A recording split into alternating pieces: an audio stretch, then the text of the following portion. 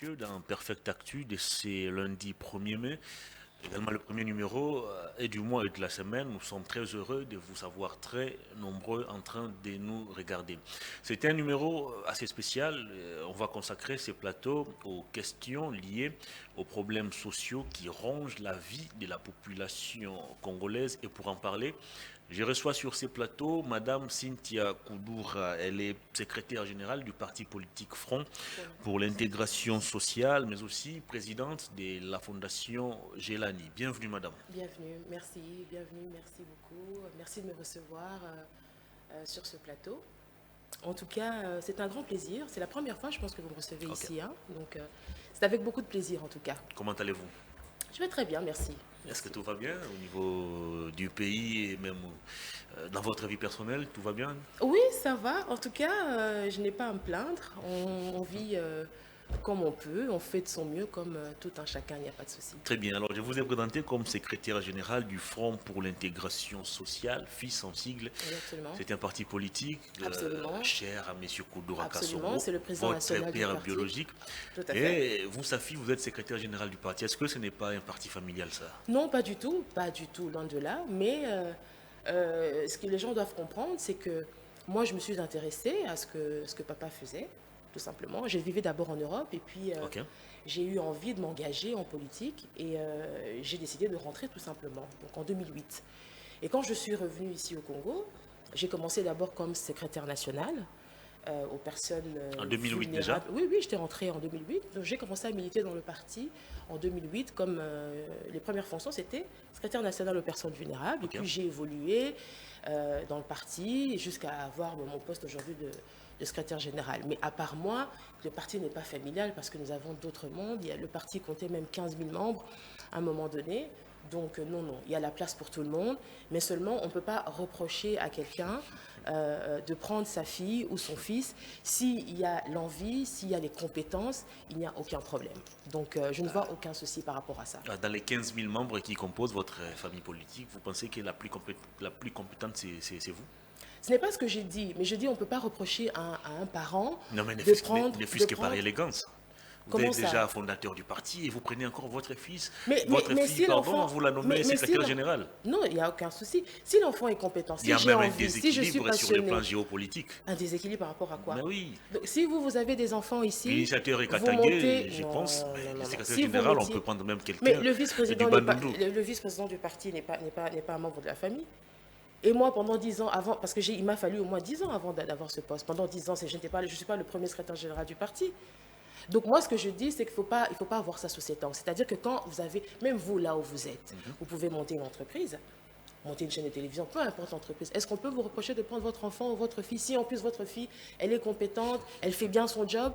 Si vous pouvez engager quelqu'un qui n'est pas de votre famille, vous pouvez aussi engager votre enfant. Pourquoi pas? Qui vous a Si dit? je fais bien le job, si je travaille, si les Congolais apprécient ce que je fais et voient mes compétences, où est le problème?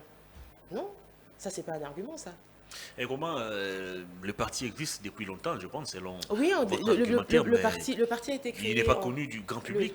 non, bon, c'est-à-dire qu'il y a eu des moments de remous, de secousses et tout, mais le parti a été créé le 12 novembre 92, hein, c'est-à-dire que Ok. juste quand papa, le C'était un président vieux Koulibaly- parti. Oui, c'est un vieux parti, donc juste au moment où il a quitté l'UFERI, 31 ans, oui, voilà, pratiquement. c'est là qu'il avait créé il a créé le parti, et puis bon, et puis à un moment donné, quand il est parti, il a été nommé à la présidence, il avait délégué, hein, parce qu'il ne pouvait plus coordonner le parti, donc il avait laissé ça, et puis voilà. Mais le parti fonctionne très bien. Là, on fait un rappel de troupes parce que les membres se sont dispersés à un moment donné suite aux événements répressifs de l'ancien régime. Donc j'en profite ce soir pour faire L'ancien régime que vous avez accompagné. Et vous avez oui, travaillé et à un même. moment, pas moi en tout cas, mais papa effectivement était porte-parole de l'ancien président et c'est un parcours qu'il assume, hein, il n'y a aucun souci là-dessus. Donc je profite effectivement pour dire que, pour faire un rappel de troupes, hein, tout simplement, de revenir, les anciens membres du parti qui reviennent parce que nous allons nous battre pour donner un deuxième mandat au président au président Félix Tshisekedi et que nous allons déposer les listes des candidatures cette semaine et que dans une dizaine de jours, on va présenter au grand public la plateforme dans laquelle nous évoluons, avec laquelle nous allons aller aux élections. Est-ce que le Front pour l'intégration sociale a participé à toutes les élections qui se sont tenues ici? Nous avons participé, oui, nous avons participé aux élections. Nous avons même gagné à l'époque, on avait gagné une entreprise, hein. Okay. Oui, nous avons gagné notre nous avions la Sokimo, le PCA justement, et c'était le professeur Ntsuka. Donc c'était l'ancien secrétaire général du parti qui était le PCA de la Sokimo. Donc nous avions eu à participer, nous avons même gagné une entreprise publique à l'époque. Donc voilà. À ce jour, vous comptez combien d'élus dans votre parti? Non, là, le parti se restructure. C'est comme ça que le parti se restructure. On a connu pas mal de problèmes, donc nous sommes en train de restructurer le parti. C'est comme ça que je suis en train d'en profiter ce soir pour faire un rappel de troupes, des anciens membres, d'autres qui voudront bien évidemment adhérer, qu'ils viennent. Et on va déposer au courant de cette semaine la liste des candidatures pour les élections qui est à venir en fin d'année. Pourquoi le choix de Félix Tshisekedi comme parce que c'était notre candidat depuis 2018, tout simplement. Nous nous inscrivons dans la logique, nous l'avons accompagné depuis 2018, lors des élections de 2018, c'était notre candidat, donc nous nous inscrivons dans cette logique-là de l'accompagner pour un second mandat, tout simplement. Très bien. Alors que comptez-vous faire justement pour que cette fois-ci votre parti politique puisse être connu au niveau du grand public? Mais nous communiquons, nous mobiliserons. C'est ce qu'il faut faire, c'est ça un parti. Le parti vit comme ça, hein. On passe à la télévision, on dit que le parti n'est pas mort, que le parti est là, qu'il faut venir, il faut adhérer, que nous allons nous battre. Le moment venu, nous allons mobiliser et on va travailler ensemble, tout simplement. Il faut sensibiliser toujours. Même quand vous regardez sur d'autres sujets, ça se passe toujours comme ça. Il y a des périodes où, voilà, il y a les départs, parfois il y a des débauchages, parfois il y a tout un certain nombre de choses. On a eu à débaucher au sein de votre parti? Non, mais je ne dis pas que c'est forcément le cas, mais je dis ça peut arriver, c'est pas un problème ça. Donc le problème c'est que les partis se restructurent toujours, ce n'est pas un problème. Et quand on a des grands événements comme ça, comme les élections qui arrivent, c'est le moment, le rappel des troupes, et puis voilà, tout simplement. Donc on va y aller, on va participer aux élections, et on va tout faire pour donner un second mandat au chef de l'État. Apparemment, le plus connu de ces partis politiques, c'est M. Kounoura Kassoum lui-même. Mais comme tous les autres partis politiques, il ne fait pas exception. Non, hein. non. Si, c'est pas vrai. Non, c'est pas vrai. On ne connaît pas que Kabila. Non, on connaît non. Mova, Vous savez très bien que la culture politique... On a connu Bocha. Vous savez pertinemment que la culture politique ici, contrairement en Occident par exemple, les partis politiques, c'est le président national. Vous le savez pertinemment. Non, malheureusement. Je vous ai donné un cas, le PPRD. Vous ne connaissez pas que Kabila. Le PPRD, c'était qui? Oui, c'était Kabila les fondateurs. Mais on a connu Vital Kamerhe, on a connu Évariste Bochab, on a connu Chadari, le professeur Milania, vous voulez dire que dans ces partis politiques ou dans notre parti politique, à part... Mais il n'y a que je vous dis ici qu'il y a un secrétaire général. Non, peut-être que vous n'étiez pas informé. Je vous dis que nous avons sorti un secrétaire général qui a été président du conseil d'administration d'une entreprise publique. Vous allez me dire qu'à part M. Kounoura, il n'y avait personne? Non. Du moment où vous avez du mal à vous faire élire, ça pose problème. Nous allons faire élire comment? Moi, je vous dis que nous avions eu à gagner un mandat au niveau des entreprises publiques. Maintenant, là, par contre... Tu parles des députés et sénateurs. Oui, mais là, c'est pour ça que je dis pour le moment... Non, pour le moment, nous n'avons pas, effectivement. C'est pour ça que je dis qu'on fait un rappel... En 2006, vous en avez? Parce que nous avons, en 2006, en 2007 que nous avions gagné ça. Donc là, le parti avait quelques petits problèmes et nous sommes en train de restructurer le parti. C'est la raison pour laquelle je suis ici. Et j'ai dit, comme je l'ai dit à l'introduction, je suis en train de faire un rappel de troupes parce que nous nous organisons et nous allons présenter pendant la semaine ici, dans une dizaine, non pas cette semaine, non, le dépôt se fait cette semaine, mais la présentation du regroupement politique se fera dans une dizaine de jours. Le siège du parti, c'est trop vous? C'est trop bien à Lupin.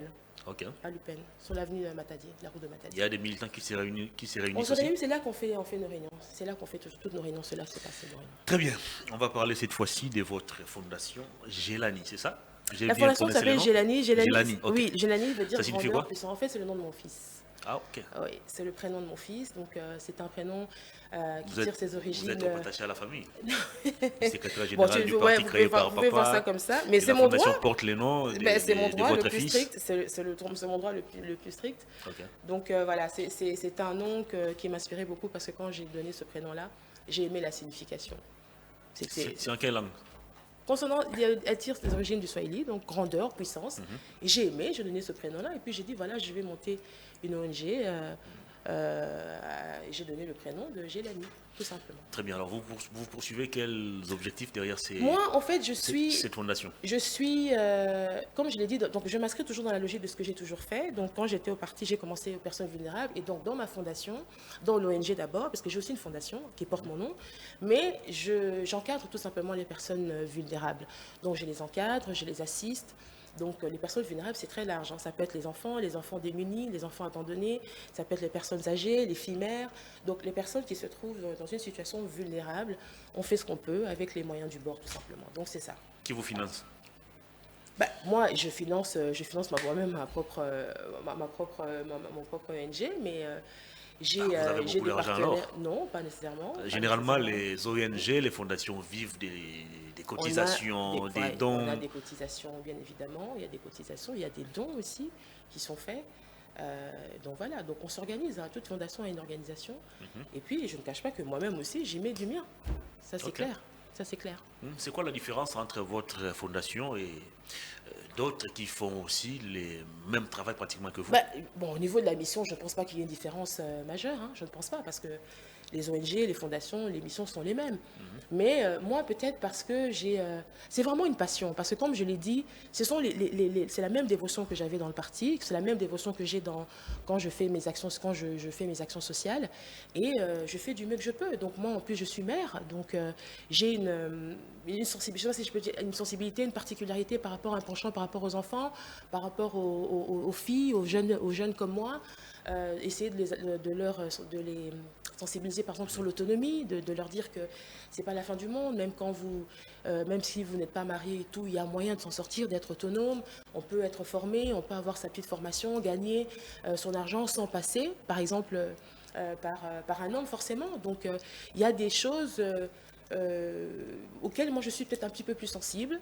Et voilà, donc c'est de là que je tire ma dévotion et toute mon implication tout simplement. Pourquoi ne pas créer carrément une entreprise plutôt que de voler tout le temps au secours de ces vulnérables et à travers des dons qui n'arrivent pas aussi tous les jours? Pourquoi ne pas créer carrément une entreprise qui va peut-être employer toutes ces personnes vulnérables Mais le et moment les venu, payer? une entreprise, c'est les moyens. Le moment venu, on peut créer une entreprise. Mais Et vous avez puis, déjà des moyens pour aller oui, mais au une secours de ces entreprise, gens. mais ça dépend des ambitions. On peut créer une mini-entreprise, une micro-entreprise, une grande entreprise. Tout est une question de timing, tout est une question de moyens. Moi, j'ai estimé que je commence d'abord comme ça. J'ai une petite fondation, j'ai une ONG, je fais ce que je peux. Et puis, le moment venu, si j'estime que je peux créer une entreprise, et même si j'en avais une, forcément, je n'ai peut-être pas envie forcément de venir dire tout ici sur le plateau de télévision. Donc, je peux avoir quelques activités effectivement commerciales à côté, connexes, qui permettent aussi d'aider les gens. Donc, j'ai pas forcément envie de tout étaler ici. Mais pour le moment, c'est ce que je fais. Et puis demain, si j'ai des moyens plus conséquents, ben, pourquoi pas? Pourquoi pas? Les moyens à votre possession actuellement ne vous permettent pas de créer C'est pas ce que je dis. une entreprise? Ce n'est pas ce que j'ai dit. Je dis qu'on n'a pas toujours envie de tout étaler ici. Ici, le sujet ici est ma fondation. Donc, je ne vais pas parler d'entreprise. Peut-être que j'en ai, peut-être que j'en aurai plus tard. Mais je reste sur le sujet qui est la fondation ici pour le moment. Très bien. Qui sont Ou bénéficiaires l'ONG. de vos actions? Ben, les gens que j'encadre. Qui sont-ils? Bah, je viens de vous citer les personnes vulnérables. C'est-à-dire, là, par exemple, quand je suis partie la semaine dernière visiter un quartier difficile, je parle aux mamans, je discute avec eux sur les problèmes sociaux. Ils me disent, voilà, on a tel problème, on a tel problème. Je vais d'accord, qu'est-ce que je peux faire? Et je vois ce que je peux faire à mon niveau, tout simplement. Quand je vais dans un orphelinat, qui bénéficie de ça? Ben, ce sont les enfants. Si je veux voir les personnes âgées qui bénéficient de ça, ben, ce sont les personnes âgées. Si je veux voir les filles mères ou les jeunes filles tout simplement en difficulté qui se livrent à des comportements parfois pas enfin des comportements un peu immoraux ou immoraux, tout ça, c'est elles ou c'est ces gens-là qui bénéficient de ça. Donc il n'y a aucun souci par rapport à ça. Depuis quand la fondation existe? Et 2020. combien d'actions avez-vous déjà posées? 2020. Depuis La fondation 2020, 2020, ok. c'est-à-dire quand j'ai eu mon enfant, donc j'ai monté ça. Et quelles sont les plus grandes réalisations de votre fondation? Bon, là, c'est souvent des dons. Je fais des dons. Je vais voir les enfants dans les hôpitaux. Pour la rentrée scolaire, on a eu à faire aussi quelques petits dons. On a eu à faire plein de trucs, les soupes populaires. On a eu à faire plein de trucs, donc il n'y a aucun souci là-dessus. Et là, par rapport au quartier que j'ai visité la semaine passée, j'aimerais les aider parce que le quartier est marécageux essentiellement. Ok. Donc j'aimerais les aider un peu. C'est quel quartier? Kimbangu Ok. 3. Donc c'est au niveau des croisements Elenguessa et Nguirnguiri. Il se pose quel problème là-bas? Marécage. C'est-à-dire que l'avenue, ça c'est une très bonne chose. L'avenue a été réhabilitée récemment parce que c'est une avenue qui relie plusieurs communes. Alors, ça c'est une très bonne chose. Mais le fait effectivement qu'on ait réhabilité, ça permet effectivement la fluidité et l'assainissement des communes. Mais je pense que les travaux ont eu quelques dommages, ont endommagé, je pense, l'environnement à certains niveaux. Et le quartier est marécageux en fait. Donc, ce qui fait que quand il pleut, les habitants du quartier sont complètement engloutis, quoi. Donc, je suis partie, ils m'ont parlé de ça, et puis j'essaie de voir ce que je peux faire. Et on va essayer de négocier pour les soulager. Moi, je ne suis pas l'État, je ne me substitue pas à l'État. Et c'est la raison pour laquelle, quand vous faites ce genre de descente, vous parlez avec les gens, vous parlez avec les jeunes. Quand vous venez comme ça, c'est pour interpeller les autorités, parce qu'on ne peut pas tout faire. Okay. Et on n'a pas les moyens de l'État non plus pour tout faire. Donc nous sommes des initiatives privées, mais l'État a une responsabilité de pouvoir améliorer les conditions sociales, parce que moi, j'étais scandalisée par les conditions sociales qu'on vit, les conditions dans lesquelles vivent les gens dans ce quartier et ailleurs, parce que les problèmes sociaux sont un peu pareils dans toutes les communes ou quartiers difficiles. À votre niveau, que comptez-vous faire? Du curage. Ils ont demandé principalement un tracteur pour essayer de déblayer un petit peu, pour que quand il pleuve, il ne soit pas complètement englouti. Donc on est dans les négociations par rapport à ça et de voir si on peut le ramener, ce tracteur-là, quoi. Donc c'est là où je suis en train de négocier, pour essayer dans un bref délai, parce que c'est ce que j'ai promis, c'est de redescendre avec ça et de soulager du mieux que je peux. Mais en même temps, quand je suis ici sur le parce que je suis secrétaire général et j'interpelle les autorités là-dessus, parce que quand vous descendez là-bas, moi j'ai vu ce que j'ai vu, par exemple, c'est les problèmes d'habitat, par exemple, le problème de salubrité, il y a le problème de la santé publique, il y a le problème des habitats dans des bidonvilles. Donc moi j'ai encouragé, par exemple, le gouverneur, ce que le gouverneur et le vice-gouverneur sont en train de faire là, c'est une très bonne chose, parce que ça donne un signal fort de se dire que dans un État, on ne peut pas tout faire et que l'État va répondre. Voilà. Donc ça, c'est une bonne chose. Mais il faut aller au-delà des emprises. Il faut vraiment reconstruire les quartiers. Donc moi, j'interpelle évidemment les autorités compétentes. Il faut reconstruire les quartiers populaires pour que les gens vivent dans des logements sociaux décents et qu'on puisse quand même soulager un petit peu la souffrance des gens. Très bien. Est-ce qu'on peut conclure avec vous que toutes vos actions visent les élections? Parce qu'on connaît aussi les fonctionnements des certains Congolais, on va les dire comme ça. Au cours de l'année électorale, on intensifie des actions non, moi je on se déclare je vise les élections, c'est-à-dire quand on est engagé dans un parti politique, c'est pour prendre le pouvoir, on ne va pas se mentir. Donc quand on s'engage, le but d'un parti politique, c'est d'arriver au pouvoir pour appliquer la vision. Moi, je ne peux pas le faire en étant en dehors du pouvoir. Donc vous devez être dans le pouvoir et puis vous amenez maintenant la vision du parti, vous l'appliquez et nous, la vision elle est sociale essentiellement, donc c'est pour appliquer cette vision-là. Alors là, pour le moment, nous ne sommes pas au pouvoir en ce moment-là, jusque-là, mais nous soutenons le président. S'il y a par exemple, pour l'action gouvernement, s'il y a des remarques à faire, on le fait, parce que le but, c'est toujours de pousser le candidat à la réussite. Et ce n'est pas parce qu'on soutient un candidat que s'il y a des remarques à faire, si on peut améliorer, par exemple, sur un secteur, qu'on ne va pas le dire. Moi, je viens de te dire ici que quand je suis partie, par exemple, dans ce quartier-là, ce que moi j'ai vu, ça m'a scandalisé. Et puis, il y a eu un fait divers ici avec l'enfant qui a été jeté dans une décharge à Makala. Il n'y a aucune action gouvernementale, il n'y a eu aucune communication gouvernementale. Je trouve ça. Au niveau de la fondation, qu'avez-vous fait pour sauver cette vie? Nous avons fait, comment on appelle ça?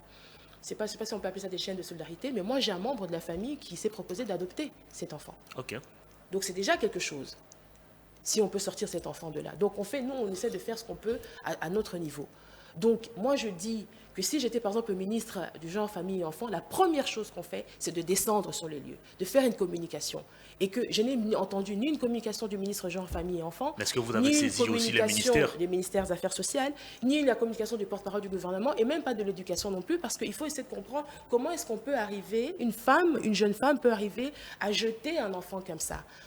Et puis, je n'ai pas entendu un avis de recherche pour retrouver cette dame-là ou cette fille-là pour qu'elle nous explique, qu'elle réponde de ses actes. Donc moi, je trouve ça scandaleux que sous autres cieux, par exemple, quand la mort d'un concitoyen déplace une institution, la première par n'importe laquelle, le président de la République se déplace parce qu'il y a un concitoyen qui est décédé, nous, en plus, en tant que Bantous, la vie est sacrée. Quand la vie d'un enfant est mise à mal, eh ben, il n'y a rien qui se fait. Alors moi, j'aimerais poser la question aux ministres, par exemple. Quels sont les points, quels sont les sujets dont ils débattent au niveau du Conseil des ministres? Des conseils des ministres. Parce que ce sont des vraies questions sociales, ça. C'est de ça dont il faut parler, de la protection de l'enfant. Qu'est-ce qu'on fait pour protéger nos enfants? Quand il y a, par exemple, tous ces enfants de la rue ici, parce que c'est le même problème partout. On a dit, parce qu'il y a plusieurs cas pour les enfants de rue. Il y a ceux dont les parents sont vivants, mais qui ont été rejetés parce qu'ils ont été accusés de sorcellerie, par exemple. Bon, dans la loi, parce que moi je vous ai dit, je suis juriste de formation, il y a une loi sur la protection de l'enfant. Et que les enfants, par exemple, abandonnés, les enfants donc, qui ont été accusés de sorcellerie, bénéficient d'une protection spéciale de l'État. Et cette protection spéciale de l'État consiste à les placer justement dans soit dans des foyers, soit dans des familles d'accueil. En tout cas, il faut une prise en charge. Mais il n'y a rien qui est fait. Et des questions comme ça, je suis désolée, quand on regarde les plateaux de télévision, et même au niveau de la communication gouvernementale, il n'y en a pas. Et moi, ça, je trouve ça scandaleux. Et on a laissé comme ça. Bon, les privés font ce qu'ils peuvent, parce que j'avais lu que l'enfant était recueilli dans une ONG. Les ONG font ce qu'elles peuvent, mais elles ne peuvent pas tout faire non plus. Mais il faut que chaque fois le gouvernement prenne aussi ses responsabilités, protège les enfants du mieux qu'ils peuvent.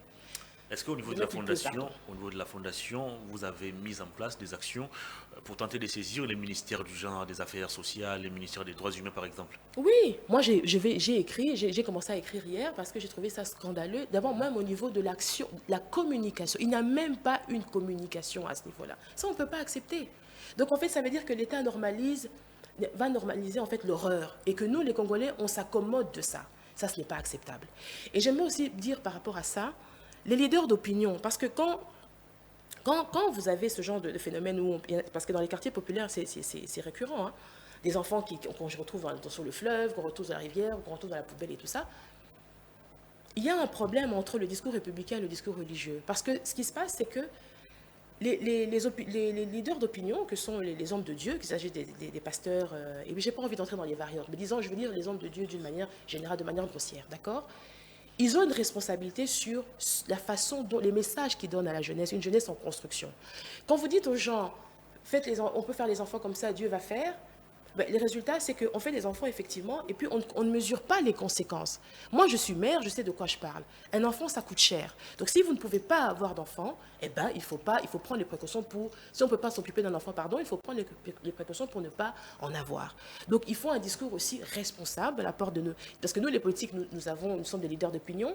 Les hommes de Dieu sont des leaders d'opinion. Donc, il faut faire attention à la manière dont on éduque, on évangélise, ou on prêche, et le comportement qu'on doit avoir. Parce que ça a des conséquences dramatiques. Et d'imposer, par exemple, comme ça, un destin tragique à un enfant qui n'a rien demandé, moi, je trouve ça vraiment abject, en fait.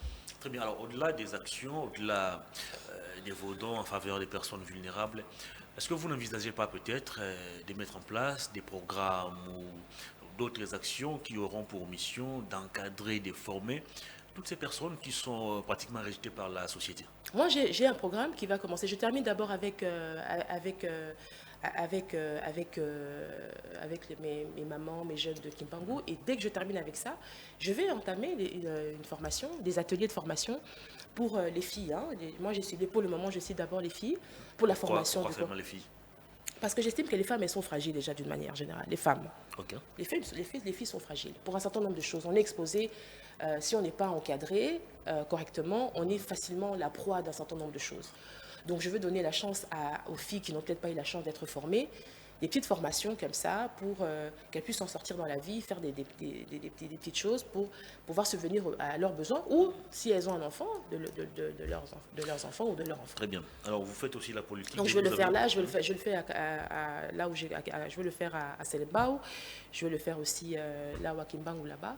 Donc je vais voir comment s'organiser et je reviendrai sur votre plateau, je vous montrerai qu'on a commencé quand on va entamer ces ateliers-là.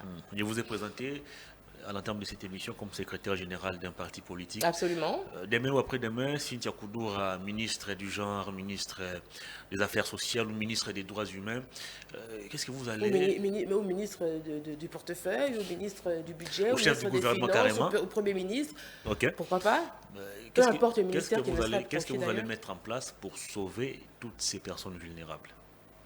Mais je ne peux pas, il faut voir la catégorie. Moi, je dis l'éducation. Moi, je pense vraiment que pour moi, le premier ministère, c'est le ministère de l'Éducation. Très important. Donc, il faut peut-être réformer, il faut réformer le système éducatif chez nous, parce que ce sont les élites de demain. Donc, l'éducation commence dans la famille. Ensuite, quand les jeunes grandissent, il y a le relais qui est pris au niveau des universités et tout ça, et puis après, les jeunes. Donc, pour moi, le ministère de l'Éducation est très, très important. Ensuite, quand on veut donner la chance, c'est la coordination de plusieurs choses.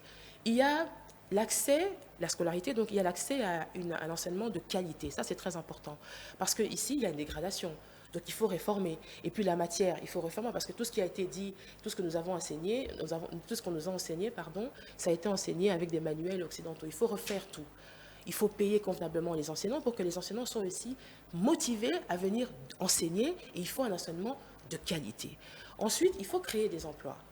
Il faut créer des emplois. Maintenant, le problème ici, c'est que la notion d'emploi ici, ou la notion du travail, parce qu'emploi et travail, c'est deux choses différentes. Mais nous, ici, quand on parle de travail, on a la notion du fonctionnaire, les jeunes souvent. Or, nous, il faut que les jeunes arrivent à découdre ce raisonnement-là en pensant que le travail, c'est seulement, voilà, rester dans un bureau et c'est ça le travail. Et si vous êtes agronome ou si vous êtes dans les champs, c'est pas un travail. Il faut découdre ça. Parce que quand on a été dans la période de décolonisation, on avait besoin de fonctionnaires, on avait besoin de former des cadres. Donc là, il y avait un besoin réel. Mais maintenant, on n'est plus dans cette configuration-là.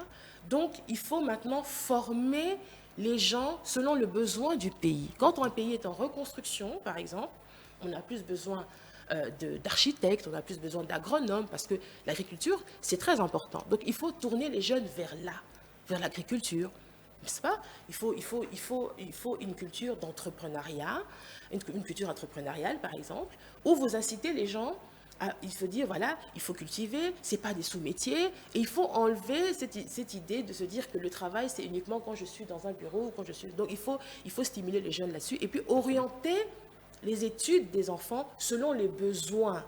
Mais ça, c'est à nous, l'État, aussi, d'organiser ça, si j'ai envie de dire. Donc, il y a tout un certain nombre de choses qu'on peut faire comme ça, pour donner l'envie. Il faut aspirer les jeunes dans le système, un système actif de travail, de productivité, où les jeunes se sentent utiles et qu'ils n'ont pas besoin d'attendre 5 ans après la fin des études, où vous formez en fait des chômeurs en perspective, ça n'intéresse personne. Donc il faut entrer dans une dynamique comme ça. Et puis il y a d'autres réformes on pourra développer un peu plus tard, mais essentiellement c'est ça. Et puis il faut insister sur l'autonomisation de la femme, mais qui ne peut se faire aussi qu'avec la collaboration des hommes. Ça, c'est très important.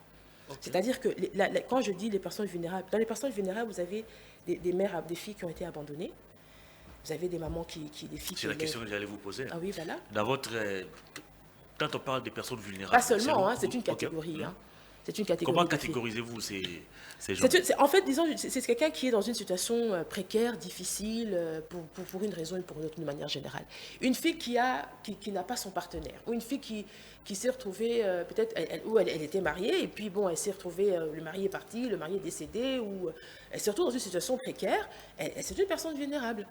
Tu vois, donc il faut aider, il faut voir et tout. Alors moi, je voulais insister sur l'autonomisation et l'indépendance des femmes. Mais l'indépendance des femmes, quand on en parle comme ça, ce n'est pas contre les hommes ou de se dire on n'a pas besoin d'hommes, on n'a plus besoin des hommes. Non, c'est-à-dire qu'il faut dire aux femmes qu'on peut y arriver par nous-mêmes, par notre formation, on est capable de faire ce que les hommes font parce que nous avons été formés par les mêmes universités, il n'y a aucune raison qu'on n'y arrive pas, et que nous devons fournir les mêmes efforts que les hommes et que nous ne devons pas être des femmes statistiques, des femmes qui venons simplement remplir des quotas. Parce qu'il faut 500 femmes, alors on prend 500 femmes. Mais on doit être des femmes capables, quand il y a un débat, même entre moi et un homme, on peut débattre, on sent le niveau, on se dit, oh, Cynthia, elle est capable, elle a été bien formée, je peux défendre mon diplôme. C'est à ça qu'il faut arriver. Et puis, je dis, là, il faut la collaboration des hommes, parce que souvent, les hommes aussi se sentent parfois en compétition quand la femme peut-être a trop d'ambition et tout. Et on a l'impression que l'autonomie de la femme va à l'encontre de l'homme. Et or, on a besoin que les hommes changent aussi leur façon de réfléchir et que les hommes accompagnent les femmes dans ce chemin-là, ce cheminement-là, en fait. Très bien. Alors, c'est déjà le 1er mai, journée du travail. Oui. Vous êtes en train d'évoquer la question de l'autonomisation de la femme. Oui. Nous célébrons également la fête du travail. Par où doit-on commencer à ce jour pour rendre la femme congolaise réellement autonome? Pour la rendre réellement autonome, mais déjà quand on fait déjà des campagnes de sensibilisation comme ça, c'est déjà une bonne chose. Ensuite, il faut lui donner des structures. Il faut effectivement. Est-ce que ces campagnes sont suffisantes? Bon, elles peuvent être suffisantes ou pas, mais il faut des structures. Les femmes, on a besoin de structures d'appui. Par exemple, quand on monte un projet, par exemple, il faut qu'on ait accès aux microfinances, il faut qu'on puisse avoir un petit fonds pour démarrer, parce qu'on n'a pas toujours l'argent, on n'a pas toujours une maison à donner en gage, on n'a pas toujours... Vous voyez ce que je veux dire?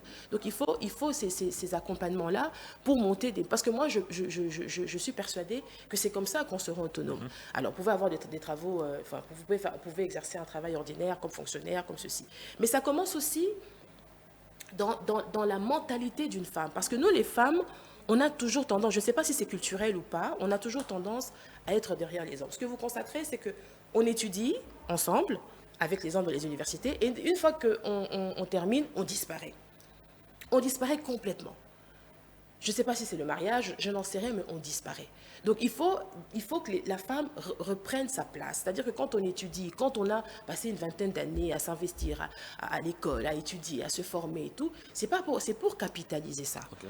D'accord? Donc, moi, je dis, il faut déjà sensibiliser, il faut que les femmes comprennent, il faut qu'elles arrêtent elles-mêmes aussi de se mettre dans une posture d'être toujours derrière à la traîne, ou toujours chercher à réussir derrière un homme, ou à chercher à être la copine d'un ministre, alors qu'elles peuvent elles-mêmes être ministres, des mentalités comme ça. Donc ça, ce n'est pas ce qui va l'aider à s'émanciper. Donc, il faut déjà qu'elle se sente confiante qu'elle peut le faire.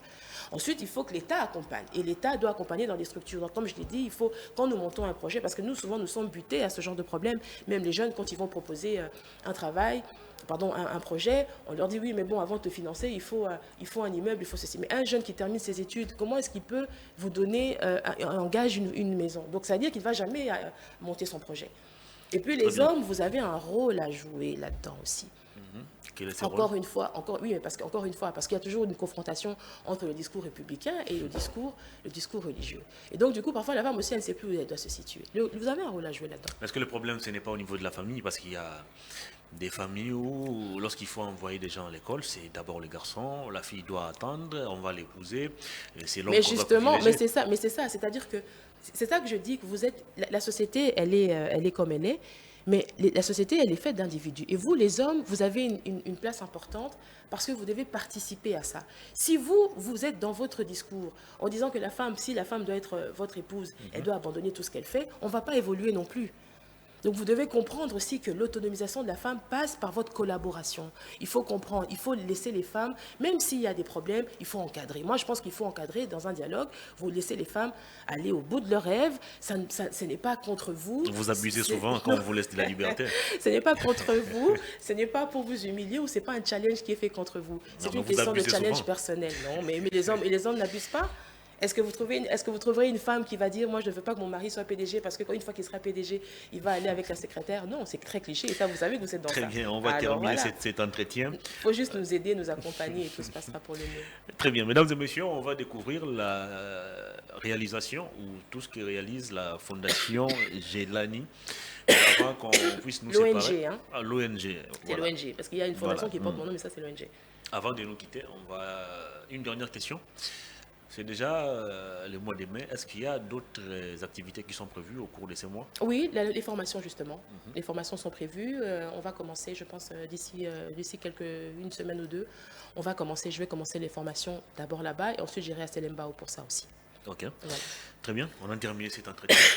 La caméra est devant vous. Votre dernier message au public, peut-être aux autorités aussi. On va se dire au revoir. On va se dire oui aux autorités. Je demande aux autorités, au Premier ministre, avec son équipe gouvernementale, d'agir.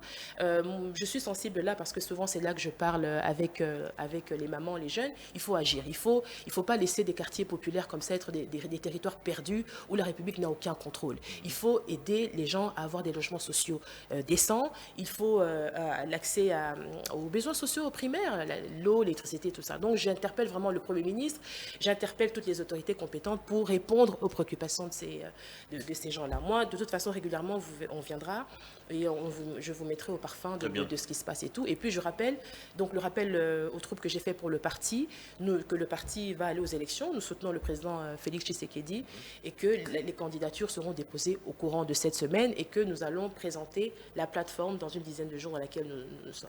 Comment joindre l'ONG et comment joindre également le parti? Je peux donner mon numéro, il n'y a aucun souci. Et puis, vous voulez que je donne mon numéro ici? Si vous voulez.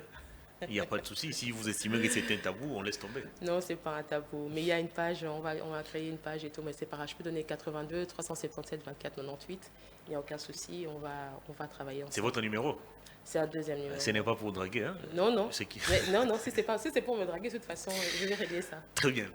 Grand merci à vous, Madame Cynthia Koudoura, pour votre disponibilité. Il n'y a pas de souci, il n'y a pas de souci. Merci à vous, Hervé. Très bien. Cet entretien est terminé.